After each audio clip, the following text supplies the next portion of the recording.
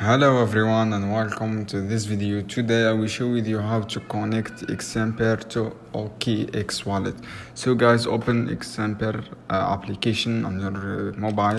After that, click the three dots on the top right corner as you can see here and click airdrop option. After that you see connect wallet. Guys, choose this connect wallet option and choose you find different option and click of wallet, click OKX wallet.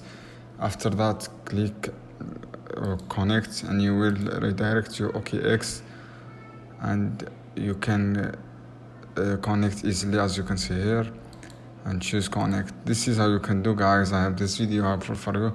Then don't forget to subscribe and like and share this video for more content, and see you on another video soon, guys. Any question down below and comment here and I will happy to answer your question as soon as possible.